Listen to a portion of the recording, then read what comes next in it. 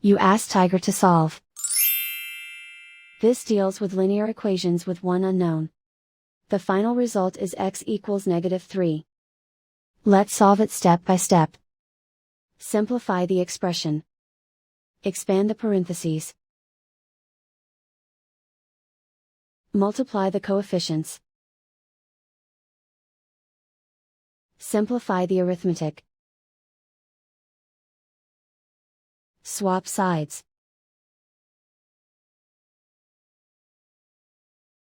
Group all constants on the right side of the equation.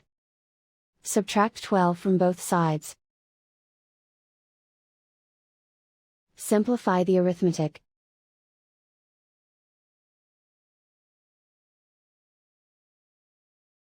Isolate the x. Divide both sides by 27. Simplify the fraction. Find the greatest common factor of the numerator and denominator. Factor out and cancel the greatest common factor.